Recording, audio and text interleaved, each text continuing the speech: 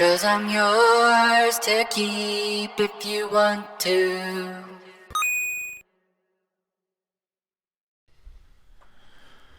Boom. And we're rolling. Just like that. Yeah. Let's just jump right into it, man. What's your full name? Dante Lamar Perkins. Are you named after anybody?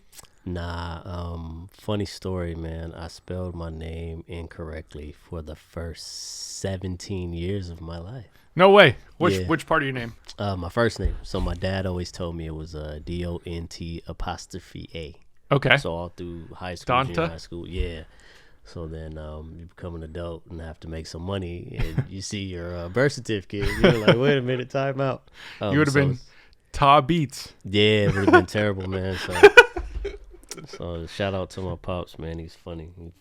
He said somebody else made the mistake. It wasn't him. So we not gonna blame him. That's how it has to be if you're pops. Yeah, he's right. I'm not even gonna blame him. If he said it, I'm gonna just let him slide. So where were you born? Here, Los Angeles, California, man. Born and raised. Yeah, And what was it like growing up here? Interesting. Kind of growing up at a time where gang banging was like really, really dominant, and seeing that in the streets, and then hearing it in music, and then also being able to connect some of the music that I heard to music that my parents listened to, which, later I, found out it was like sampling. But, it was interesting just, your parents trying to keep you out of certain areas, trying to keep you on what they would consider a straight and narrow path. So, didn't have a lot of hardship. My parents worked hard to provide for us, and, honestly did the best that they could do. And, still here today. What's your family unit? So like what you grew up with, mom, dad, you, siblings? Yeah, mom, dad, and 2 sisters. It's 7 of us. I'm sorry, 7 of us total. But I only grew up with my 2 sisters. And are they older or younger? 1 older, 1 younger. Okay, nice. And what kind of work did your parents do? My dad was a mechanic. My mom was a housewife. Nice. We had my grandpa and my grandma with us as well, and a younger part of my life. Both passed away, but just really couldn't do anything on their own. So my mom kind of waited on them hand and foot, and then my dad, just went out and did what he had to do to provide. Nice. So what kind of stuff were you into when you were like? What can you remember as far as like maybe your first hobbies and first things you were into when you were little? Man, G.I. Joe. Yeah. Football, Nintendo. Until I got maybe like 14 or 15. Okay. And then like I tried to rap for a second. Wasn't good at all. It was terrible. But yeah, I just knew, at 14, 15, I'm like, man, I want to do something with music. I just didn't really know what at the time. Yeah. But I liked, I gravitated to music, most of the day, just listening to music, whatever my dad was listening to, or, once I got a cassette player, I had my headphones on all the time. So just kind of knew at an early age. Yeah. Did you travel a lot when you were younger? Nah, man, I never even got out the city until I graduated high school. Okay. Where'd you go? Do you remember? Louisiana and Texas. Okay. Visit family. And I didn't get on a plane until I was, like mid-20s. Wow. Yeah, it's crazy. I had a fear of flying low key, but I had to make a trip to Vegas. It was like short, so I'm like, I can do the 30 minutes. I was like shaking the whole time. But every after that one, it was over with. I try to travel as much as I can now, internationally, domestically, whatever. Yeah. Wow. What caused the fear of flying? Man, funny story. It was my uncle. We had a car porch, and for some reason, because I lived right by like the airport. I didn't stay far. I was on Century and Western, if anybody knows where that is. So we would have planes fly over our house that were landing. And every time my uncle was over, if we were outside, he would run under the car porch. And never really knew what that was about until one day I asked him, and he said that the planes, before they land, they release all the shit and the piss that is accumulated from the travelers on the plane. But they release it over people's houses. I'm like, wait, time out. I'm like, that's not even possible. I'm like, we don't feel anything. He goes, oh, that's because it disintegrates and you're getting shit and piss dust. And I'm like, bro, you have to be crazy. So, you know, that was one part of it. And then when September 11th happened, Oh I was yeah. like, oh, hell yeah, I'm really not flying anywhere. You Yeah. know what I mean? So it just had to get over it at some point. Got to live. You know what I mean? So, Yeah. Yeah. What kind of work did you have what was your first job, I guess? I'll start there. Party City. Yeah? Yeah, it was terrible. Cashier or something? Hated it. And just cleaning up shit after people. Oh yeah. And it was seasonal. So it's like everybody's coming in there looking for Halloween supplies, and they all end up on the floor, and you picking up after all these damn kids and Yep. whoever else. Oh yeah. But yeah, it was fun. It was fun. You know what I mean? It kind of, built some type of discipline, I can say. How old were you when you had that job? 15, I think. 15 or 16. I can't remember. One of them. 15 or 16. And what did you do after that? Ross, and then the airport, and music. What kind of work do you do at the airport? It was like passenger service, like on the international side. Okay. So it's a lot that entails. But it's it's cool. It's a job. Sure. Get money for equipment and whatever else you have to do. And at the time, like I was kind of like out on my own. You know, I left my parents' house, but really didn't really have a plan. And it wasn't like I was forced to leave, but it's like at some point I gotta figure this out. Yeah. On my own. And you always have a place to come back to in a lot of cases anyway with parents. It was like, time to figure it out. Lived with my cousin for a little while, and that's when I really got into music, because he had like an MP and all these turntables, or records. Shout out DJ Space, also, that's my cousin. And he worked sometimes here and there with Sir Jinx, and just kind of like watching that, and then just kind of picking up different things, and made my first couple of beats on the MPC. If I could hear them now, some of them maybe was trash or whatever. But knowing how hard you judge yourself, I'm sure they probably weren't. Man, I don't know, man. Maybe at the time for like a week, I was like, man, this is incredible. But probably now, I'll probably laugh. If I heard any of them joints. But how old were you when you were starting to make beats? Around like 15, 16? So 15, 16, when I was trying to like actually be a rapper. Okay. I used to take these cassette tapes that my dad had, and back in the day when you bought singles, like they'll have the instrumental on the other side. So I used to try to loop them and record it, and like the loops wasn't perfect, so it was extremely difficult to catch. But that was my way of like having like beats to rap on, and that was kind of cool, like just being able to try to like blend these things or chop or whatever with a cassette player. And then once I put 2 and 2 together on this Isley Brothers record that my dad is listening to, damn, Ice Cube got a song to the same beat, but it's not the same beat, like it's different, and started to kind of learn about what sampling was. So I like made my first maybe serious beat at like 19. Okay. You know what I mean? So like I said, it's probably trash. I hope my cousin actually still got them floppy disks, man. I gotta go by his house if he still got them. That'd be hilarious. That would be amazing. I got my MP still takes floppies, so yeah, oh my God, that would be great to pull that up and just go through man. those one day. Play them secretly. I did that. Yeah, it's safe with me. I did that with DiBiase one time. We went back crazy. and got some of his like original floppy disk beats, and like just magic. Bro, he's nasty. Yeah. He is like the closest thing to Dilla I've personally heard. 100%. Yeah. And that was like when we were going through his MPC like beats like that. That was, I felt like it was that special of a moment to be like, fuck, man, this was really, you could just tell. That dude's incredible. Yeah. I always listen to his shit. I was like, man, this guy is great. Yeah. Figure out too with him like studying people. That's a lot of things. I still do that now. It's like study. Some of people that we consider great, or I would consider great, and just trying to figure out how they made this. Like, I tried to remake the Ice Cream beat recently that RZA did for Ghostface, and it's not easy. I mean, it's close. It ain't spot on, but I'm like, man, like some of these dudes, like their techniques and shit, just kind of learning or trying to figure out how they got to what they did with samples. It's like part of my sharpening the sword, per se. Sure. Yeah. So when you were getting rolling like 19, 20, 21, what was like the initial going over to your cousin had like some gear, you're like kind of getting familiar with MPC, drum machine, couple turntables, trying to sample records.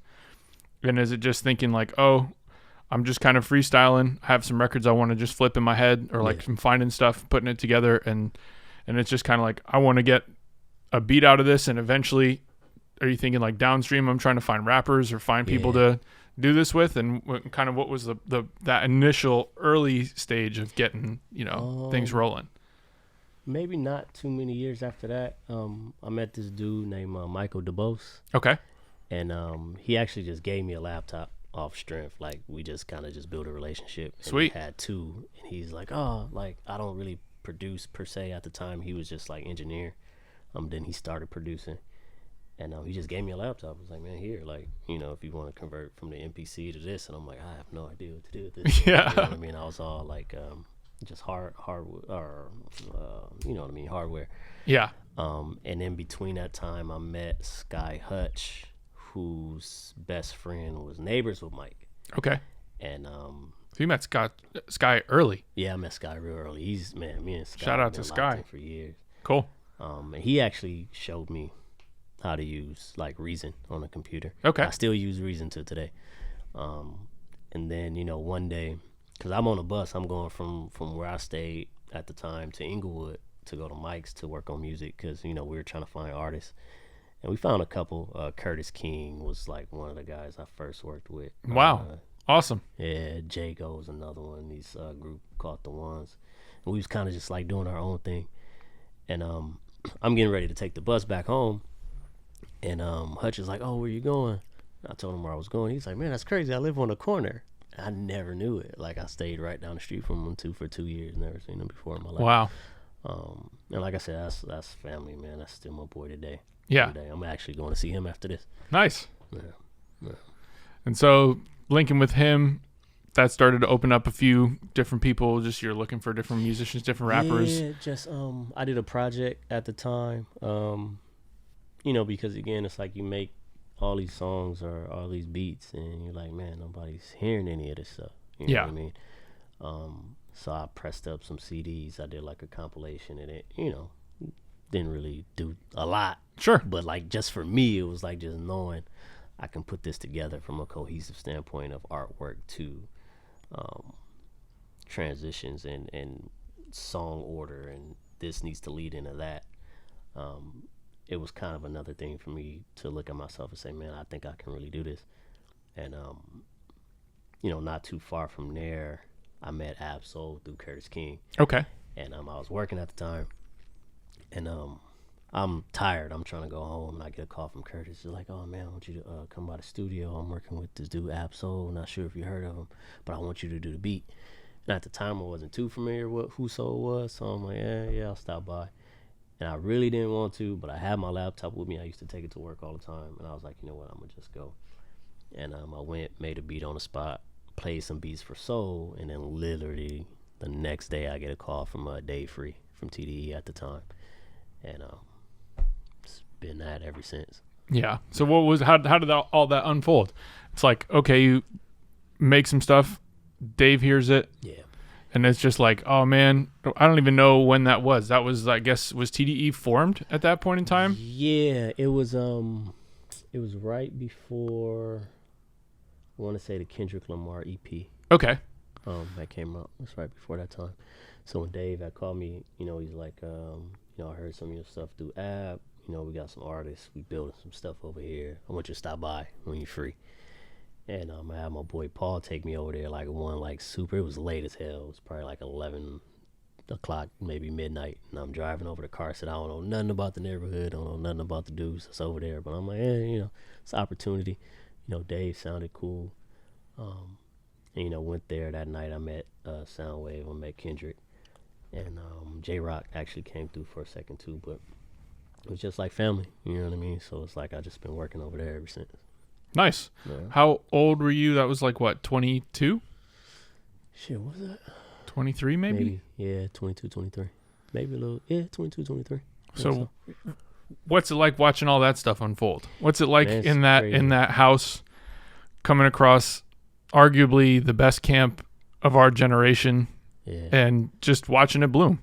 It was crazy. I mean, to be honest, I wasn't around as much as I would probably like to. Sure. Because life shit, you know Yeah. what I mean? Having to support a household or live, and some years down the line, I had a daughter as well, my first child. But I got over there when I could, and it was like just seeing how hard they all worked. You know what I mean? And then seeing where they are now, it's like, damn, like this shit's crazy. You know what I mean? Like when I first met Kendrick, like nobody knew he would be the Kendrick Lamar that he is now. He probably knew that. You know what I mean? Just having that ambition. But it's like, I didn't see it. You know what I mean? Because like I didn't see outside of what I was doing, at the time, and I didn't understand how big this could be or how far this could go. And just like being around those guys so much, it just like shows you like, look, like there's an avenue to everything you want to do. It's like you can't let anybody tell you no. Schoolboy was just playing golf on national TV. You know what I mean? It's like you can't tell me you can't do anything that you put your mind to. Yeah, of course. So it's amazing, man. It's been an amazing time. For sure. So for you, was it mostly like at that point you're focusing on working with those guys? Were there other people that you were building with too at the same time, or kind of like sideways through that, or it just became it was just full blown? Yeah. It was just that. I mean, I ain't gonna lie, I got a little bougie for a second because Good Kid, Mad City had just came out, and Oxymoron had just came out, and it's like new or up and coming artists are starting to look at this as well and be like, okay, well, yeah, let's like get these producers in. And like there's a few sessions like Punch probably called me for it, and I was like, oh no, I'm cool. You know what I mean? And it's like, maybe I should have actually did it. You know what I mean? Because it's like it's really about what you bring to the table as a producer and how you can help artists reach a certain plateau or maybe get out of them something that they haven't gotten out of themselves. You know what I mean? So like me now, I would probably never really turn down a session unless it was somebody I just really despise, and I'm like, and it would have to be something maybe outside of music that I'm like, you know what, I'm not doing that. But yeah, I mean, I work is work, man, and it's like, if you're working with somebody, hopefully you guys can achieve the common goal of making a great record. Some of those sessions don't turn out to be, where they are, but you learn everything from every session too. So if I can go back, probably would have never turned none of those sessions down, Punch, if you hear me. But yeah, cool time. What was like at that point in time? Are you like strictly sampling? Like it's strictly vinyl flipping and production is all sample based, and you're basically just doing drum programming in Reason and some keys, some bass. Just really like doing what I grew up on, RZA, Dilla, Public Enemy. You know what I mean? It was like that was all I knew at the time. And man, sampling is difficult. Like it's crazy. Like I mean, sometimes you get lucky and you might find a great loop, and you're like, oh shit. Yeah. And you just loop it over and over again, add some drums, and it's over with. But there's other times, man, I've probably listened to like countless music to find maybe a 7-second piece here at the 1 minute 13-second mark, and then a 5-second piece at the 3 minute and 47-second mark. Yeah. To make this composition. And it's funny, man. I went on I love and hate whosampled.com because like damn, like y'all not supposed to figure everything out. You know what I mean? But just taking that stroll down some of the shit that I flipped, I was like, damn, bro, like those are good times. You know what I mean? It's like more like when I start like actually selling like beats to like signed artists, it gets a little bit more challenging because sometimes people don't want to clear samples, so I try to move away from that. Sure. But I feel like I lost a piece of me on that way. So like now it's like everything I do, I'm like, man, I don't really care about what's gonna happen on the back end. I just want it to be organic. I want to have fun doing it, and maybe I might have to get the sample replayed or something. You know what I mean? But it's just all about being creative and just really not letting anything block that. Yeah. So in I guess even from the beginning, like what was the process for you in like finding drums? Because to me, you have like a very distinct style. Yeah. Like you can listen to a beat and it's like, that's a Tae production. Yeah. Is that something that you are chopping samples, or are you mixing through your own drums to just kind of, I mean, I'm sure it's a mixture of both, but. Yeah. Combination of both. Chopping drum breaks from old records. That was one of the things I started doing. And then like more of the new age stuff. You might hear open kick or snare here. You sample that, and it's like you're building now this folder of kicks and snares and claps and percussions. And then just, internet searching. You know what I mean? It's funny, man. Like you have people who make these kits. They're like TDE drum kit. You know what I mean? But it might be something in there that's fire. Like you never really know. So yeah, just a combination of like all that stuff, and then more of now. Sometimes just chopping different pieces out of different breaks, and combining them into one. It's been something I've done more recently as well. Sure. But yeah, it's just, man, just that too. Just finding drums is, oh my God, so crazy. I mean, you can make your own, of course. Like I've been kind of doing a little bit more of that with like these drum kits lately. Sure. But it's, drum breaks, I always just love going to those and manipulating those to make them sound different. Yeah. I mean, the drum kits have been awesome, man. Man, thank you. All three of them are crazy. Thank you, man. Yeah. So when was like the I guess, was it Mario kind of like the first time where you're like, oh, this dude's got like samples that I don't have to clear and I can actually utilize this, and like I saw that. I don't know how long ago you met him, but for us working on God Bless the Child, like obviously that relationship was already in place, and it's like phenomenal to see somebody who takes so much care into the creation of these ideas. Yeah, he's incredible, man. And yeah, like for me, I admire it because I can see all the equipment that he uses and the styles of things he creates. Like you can tell he's somebody who genuinely really loves it and creates these sounds.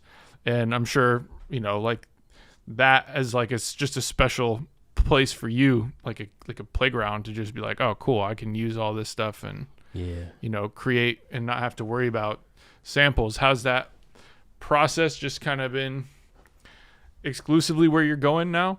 Not really. I mean, with him, we work together so much. It's like I could send him an idea and then he'll flip it, send it back, and vice versa. And then he's just so like detailed. Like he sends me stuff sometimes and I don't even want to sample it. Yeah. I just listen to it. Yeah. He'll call me. He's like, yo, bro, you didn't call me. Like, how do you feel about the samples? I'm like, they're incredible. He's like, you use any of them? I'm like, no. He's like, why? I'm like, man, it's just like, it's so many layers. Like, I just want to sit here and enjoy them first and then just allow it to come to me. But man, he's one of the greats. It's so many sample creators out there. And he's one of the ones that actually just does the opposite of 50% of maybe like the stuff I hear. You know what I mean? But yeah, I mean, if it's something from him, great. If it's something that I sampled from, an old record, great. Or, maybe I'm dibbling and dabbling with chords, trying to, find some inspiration. But it's just all feel. I do like this Russian roulette thing too, to where I'll make drums first.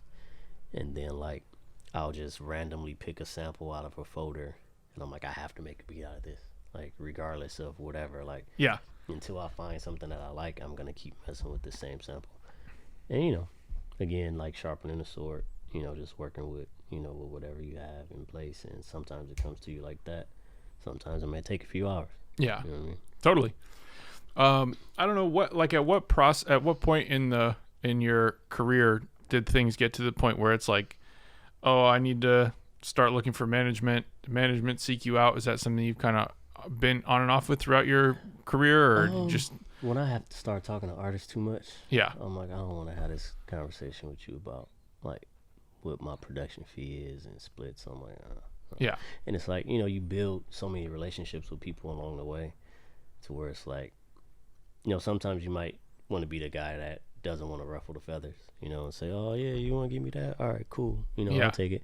But I don't know, or I didn't understand at the time, like or you should have got this too, and you should have got that, and you look back now, say, seriously, like I should have just did that, I signed a lot of contracts on my own, just like, oh, this the homie, like they not gonna send me nothing crazy. And not saying that they were. I've gotten some crazy contracts, if we're being honest, but I just I want to be able to tell somebody kind of what I want and just let them navigate through that, and then me just be able to focus on the creative side of it.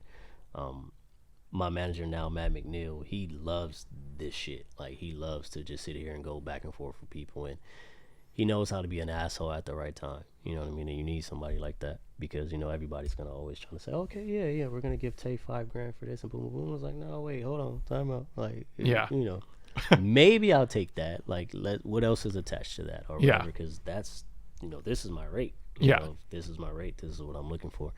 But like, you work with stuff. You work around people. You know what I mean? Just to do what works. Like, I've worked with a lot of new artists and probably not have gotten 30% of my rate, but I believe in the artist. Sure. So I'm like, I'm not really focusing on the money. Like, I want to work with you because I organically like your music. You know what I mean? And I feel like I can help you go to another level. So, there's always that too. Like, if there's an actual love and appreciation for what they do, like, all the business and stuff can get handled on the back end. Yeah, for sure. When you were first getting started, what was the process like for you having those conversations? Was it just kind of like, fuck it, most of the stuff is free, and eventually it gets to a point where it's like, oh, this dude's offering to pay me, or you just hit a wall and you're like, fuck, I'm not doing anything for free anymore? Like, at some point it's like, I need to get $200 or $50 or $100, and then like you just start building up. I mean, it's pretty amazing to start more or less at the beginning, jumping into like working with Absol, linking into Dave Free, and linking into like the TDE world. And is that something that is just like, oh, I'm progressing with these guys, and it's like everybody's kind of naturally just growing, and it gets better along the way? Like, I guess I'm just trying to get at like, what was the process of kind of like growing into the rate you have now? I mean, I've done a lot of beats for free. Yeah. You know what I mean? But I think everybody has to start somewhere. It's like you can't come in the door with no placement and you're like, I want 10 G's for this beat. Like, I believe in it. It's like, that's cool, but it's like, man, like, you gotta get your feet wet. You know what I mean? So up until maybe like people started getting like officially signed to labels is like where I saw like my first, I would consider, music check. But there's been guys that gave me money out their pocket that I didn't ask for. You know what I mean? Like, Kendrick gave me a check out of his own pocket just as a thank you. You know what I mean? I didn't ask him for it. You know what I mean? I wasn't expecting it either, but it's like, you can see like, that appreciation was there. And it's like, you do all the free stuff, and then it's like, man, you start making like some real money, and it's like, oh yeah, freeze is over, it's over with now. Like, I ain't giving away nothing for free. But it's like, really, I have what you would consider like a standard rate. You might get more here, you might get less. Sure. But yeah, just really looking at like the work I've done and just kind of just putting some type of value to the name, So you're probably, I think we're like same age, so you're like 10, 12, 14, 15 years, probably 13, 14 years deep into doing what you're doing. Yep. I went similarly down the path, engineering, and eventually kind of like just looked up and I was like, oh shit. It's been 12, 13 years of doing this exact same thing every day, which has been incredible. And like the paths that I've gotten to cross and music I've gotten to make has been something I will always be thankful and proud of. Yep. But between probably you, Polyester, JP being like the first three people to be like, oh man, let's start making these records. Yeah. Let's like everybody has like a joint venture, my label, your label, an artist and their label, and starting to see like, oh, now we can move way differently. And we didn't necessarily have any reason we couldn't have done that anytime sooner, but I know, we all have, that's the funny thing about just learning, okay, cool. I wish I would have done that 10 years ago with everybody and just built in that, way instead of, because I did the same thing. It was like my rate, whatever it might have been, $130 an hour, a few years ago, or whatever, and somebody's just like, oh man, I can do $20 an hour, and it's like, well, yeah, I'm gonna help you out, so like, let's fucking go, because it's really not about money to me ever. You know, like I love music so much that it's just like cool. Like I really just need to pay bills, and like I want to buy more equipment. So like, you know, if you could help me do that, I could help you make music.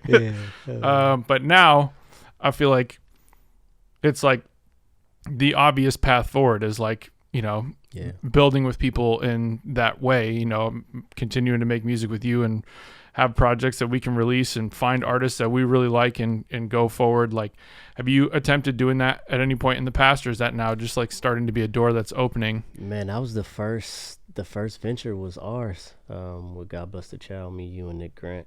And what's funny is the way that started, it wasn't supposed to be that. It was supposed to be, okay, let's do this tape with Nick. All right, bye, Nick. Now I'm going to do this tape with this artist. All right, bye. I'm going to move on.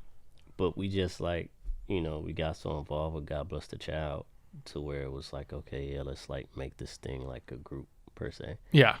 And, you know, we both kind of just been doing like our own thing. Like Nick's just been putting out so much incredible music lately since then. And, you know, I've been working on a couple of albums myself, with, you know, TDE artists.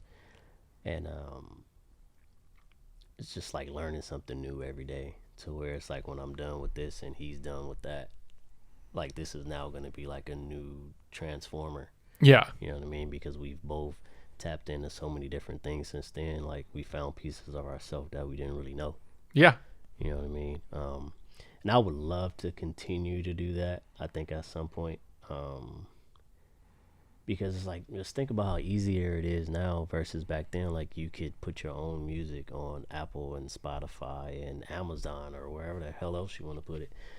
But it's just really like you just having that ambition and that footwork to just be in everybody's face and promoting on social media and all of this other stuff, to where you can now create this fan base. And it's like, you know, you're not sitting back and letting the label take however much percentage, you know, that they're going to take. And, you know, with me with labels, it's like there's some good labels, there's some bad labels. Like, you know, there's labels that sign artists and, like, these people are talented, but you might never hear from them because the label's like, well, we haven't heard what we want to hear, because they want you to make something that is getting played on the radio every 30 minutes. But that night might not be what that artist is, or maybe that artist is creating a new sound that you don't understand yet. But it's like, if you're going to be an A&R at a label or whatever, you have to have vision. You can't just be like, oh, that new Drake song is hot. Like, I want you to make a song like this Drake song. Yeah. There's only one Drake. Like, you can't be Drake. Like, be the next whoever you are. And then there's labels that, like, really understand, you know, artists and know how to take the music that they're doing, and with that engine and that capital that you have as a label, to, you know, have these visuals that blow everybody's mind, you know, and have these people just in the right situations to where, like, this fan base is building to where that can be the next superstar, the next Kendrick, the next Drake, the next Cardi B, J. Cole, whoever. But, you know, that's the toss-up. So it's like, yeah, as a producer, if you can do that for an artist, you know, that speaks volumes for you too. So at some point, yeah, for sure, that's going to be something that I really want to get into a little bit more. But it's just now, like, you know, I have some other I's to dot and T's to cross. Yeah. Before I'm like, okay, yeah, I've kind of done everything I think I can do with this genre. Yeah. So let me kind of navigate in some other area. You have any, like, personal goals left to check off in the work world? Really, man? Not really. Is Jay-Z, we just need you on a couple beats real quick. They're artists or any? I was really close. I was close. Almost. I'm going to keep trying, though. I mean, Jay's like, man, anybody would be happy to be on a Jay album. That's amazing. Just to hear Jay rap on a beat. Oh, my golly. Yeah. I heard he rapped on the beat. I didn't hear the song, but I heard he rapped on it. And I was like, man, I'm like, dude, can I hear the song? The person who told me about it, like, is really credible, so I know it's true. Yeah. But I'm like, I'd probably never hear the record. And that's, like, going to kill me. But, I mean, not, you know, outside of, like, music, I do want to kind of navigate into, like, a little bit more film stuff. Cool. In terms of, like, composing for film or, like, writing, scoring for film? Composing for film, scoring, creative music direction. Video games. I did a beat for a Coca-Cola commercial like 2 years ago. That was cool. Like television money is way different. Yeah. You know what I mean? But yeah, just trying to just like navigate into different areas. Yeah. You know what I mean? In the process of doing like an ad for Coca-Cola, is that something that's like you get sent video footage and it's like you have to create to this thing, or is that really just like they like the found me? Yeah. I don't know where the hell they found me at. They randomly found me and they heard something on the internet and they're like, "Oh yeah, can we have this?" Wow. I'm like, "Sure." Yeah. So I just had, my people take care of it at the time. And I was like, damn, that was like too easy. It's like it took me, maybe 45 minutes to make this beat. And you paid me a nice chunk of change. But yeah, you know what I mean? Just something different. Just, trying to navigate to any type of piece of the industry that I can get into. When you look back at like everything so far that you've done now, are there any particular like sessions or songs that stand out to you as just like unforgettable moments that are just like, holy shit, I can't believe I was a part of this? And I mean, To Pimp a Butterfly for sure. Yeah. Just like that creative process. Being a part of that album and just being a part of that album was surreal. Like that was my first trip to the Grammys. Yeah. Being a part of that album and just kind of just seeing how everything works. Yeah. I'll probably never go again. Only because like I don't go out a lot anyway. It is. And it was just so much, man. There was a lot going on. I'm like, damn, like I just want to chill. You know what I mean? But it was a fun experience for sure. I mean that, and then like just now maybe looking back at some of the songs I did years ago and like saying like, damn, like giving myself a pat on the back. Like, damn, you really went crazy on that. You know what I mean? Like some samples I hear, I probably couldn't redo them right now to save my life. I'd be like, damn, like, how the hell did I do that? And it's just, it's amazing to me. Like, I go back and listen to my old shit, like, periodically, just to kind of just see where I was and see where I've grown to, or maybe it's something from back then I can take and implement now. And I don't know how in the hell I used to chop samples the way that I did, but I was like, Jesus Christ, I gotta get back to that. That shit was crazy. I gotta find some stuff. We'll have to play some stuff because I would love to hear what you are referring to, because I watch you work and I'm just like, yeah, it's kind of cheating now, man. Like VSTs and stuff done got so advanced. Yeah, it's like I really don't have to sit and chop as much like I used to chop in this thing called Recycle from Reason. But I'm like listening to the whole 7 minutes of the song. Yep. But now in like Serato, like I'll just find some quick chops, and it's like just kind of understanding music now. It's like if I hear a certain piece here, I know the transition might come down here. Yeah. And like you kind of see the way the waves move on Serato. Mm-hmm. And it might be foreign to some people. Like they'd be like, how do you know that that's going to come in there? It's just like, experience and time. Yeah. So it's like even last night I was with Q and like I had heard the sample on my phone and we was about to leave the studio and I'm like, man, let me just record this real quick. And like I just knew where the pieces were in Serato and I just quickly just did something. And he's like, oh shit. And wrote a little something to it. We ain't finish it because like we was trying to get out of there, but just like having that work pace sometimes amazes people. Now, I'm sure a lot of people have a crazy like workspace like that, but I wasn't always like that quick. With being able to kind of find melody, especially on sampling. Like sampling is very difficult to me. I think producers that sample actually at times don't get the credit I think they deserve. Sure. Because everybody looks at it like, oh, you looped this. It's like, everything ain't a loop. Yeah. And it's like, even when I do find a loop, like I listened to like 48 hours worth of music to find this one loop. So it's like, man, give me some type of appreciation. But yeah, I mean, it's challenging, bro. Like it's not as easy as it sounds. But yeah, it's fun, man. I kind of want to get back to that more, Yeah. Are you listening to like, I mean, I feel like you're always pretty up on new people. Mm-hmm. Like I feel like even just producers, and like the other night having Jay come through, like I didn't know Jay. I didn't realize that Jay Versace is a legend, man. It's my favorite producer actually right now. I'm not gonna lie. How'd you like what's coming across him is just totally random, or? Man, I was listening to, I can't remember which West Side Gun album it was, but Virgil did the artwork. Okay. And there's a song on there called Versace. Okay. I've heard the sample before, and never thought of using it the way that it was used. Yeah. So I was immediately impressed. I'm like, man, this is crazy. So I, when I find something I really like, I actually go and I look up the producer. So I saw it was produced by Jay Versace, and I'm like, oh shit, all right. So then like one day I'm like talking about the song on Twitter, and I added him, and then he said something back, and then I saw he was already following me, and then we connected on Twitter, kind of talking back and forth.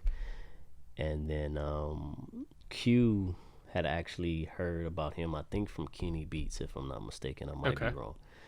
And I get a call from Q, and he's like, yo, Jay Versace's here. He wants to meet you. And I'm normally at the studio by that time, but, just for that day I was behind. And didn't make it at the time, but we just kind of started talking like more and more frequently after that. And, we share a lot of the same musical beliefs. I tell him all the time that I see a better, younger version of me in him. Like, I thought I was good at his age. He's better than what I was at that age. And we recently worked. We worked here, and then like 2 days later, we did another session. And he got producer ADHD too, just like me. It's crazy. It's like he has something. It's great. We're working on it. I step out the room for 1 second, I come back, and it's a whole entire new beat. I'm like, go back to where we were. Yeah. But man, he's amazing, man. He's actually gonna be around for a very, very, very long time. He has a really great ear. He's like fearless. You know what I mean? Like, he doesn't really give you the typical drum pattern that you might feel you should hear. Sure.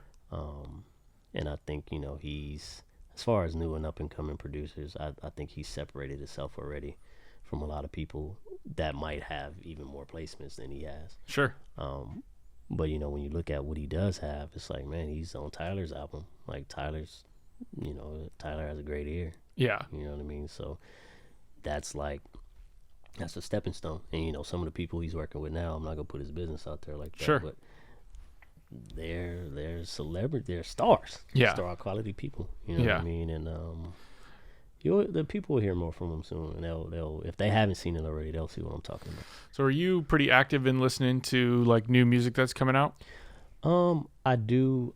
I got that from Kendrick actually, because he tends to want to kind of dive into things that came out just to kind of see where everything is, check the climate. Sure. And then I've worked with other artists and they do the same thing, and it's like, oh shit. So I kind of do that too. Like every Thursday night, I'll just kind of listen to what's out there. Of course, the stuff first, the artists Sure. and then like check some playlists out.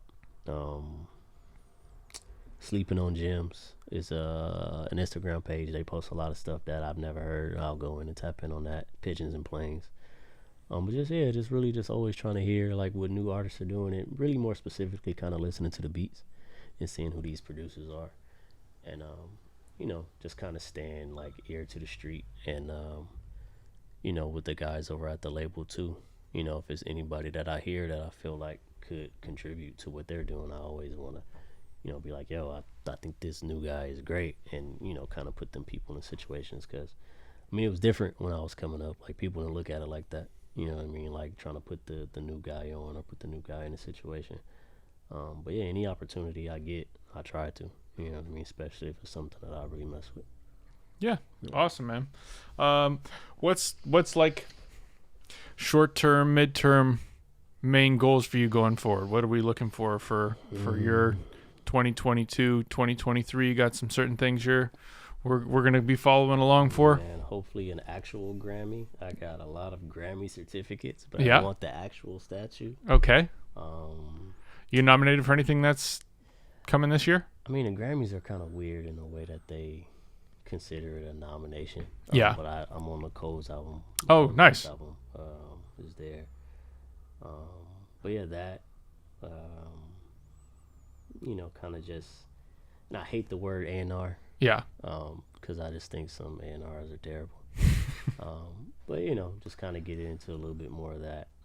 Bringing in artists or bringing in producers to help artists, and et cetera, et cetera. Maybe executive produce something, Yeah. as well. Just to show like a whole nother side of it, because it's not always about being a person that made the beat. You know what I mean? Because Yeah. even now, like, there's beats I haven't made, but I'm there every day helping format songs. You know what I mean? Because you got to see another side of it. But yeah, man, just want to kind of just get out more and just not really look at myself as a guy that made the beat. Yeah. You know? Just a guy that either produced the song or helped build the album or artist development, you know, stuff like that. You think you're going to stay in LA long term? Yeah, I got kids. Yeah. So it's like I'm not Until they're done with school, it's not even a thought. Yeah, I'm not going nowhere. And LA's cool. Like, I've been here my whole life. I mean, there's other places I go to and I love them, but I'm like ready to go home. Yeah. Like, I go to New York and I'm like, man, I love New York. I only been once. I ain't been back. But I'm like, I loved it. But like, I got bumped like a couple thousand times on the street, and I'm like, yeah, not for you. This. Yeah, I'm cool. Yeah. But yeah, I mean, LA's home, man. I'm gonna be here for a while. Awesome, man. Well, shit. I feel like we just ran through everything. Man, I know. Quick. Well, we could wrap it up. Yeah, I think that was great, man. I'm glad you came through. I know this was a rare occurrance, so man, thanks for having me, man. I keep putting it off, man. I had to make it happen. Yeah, appreciate you. Appreciate you, man. Thank you, brother. Yeah. All right, man.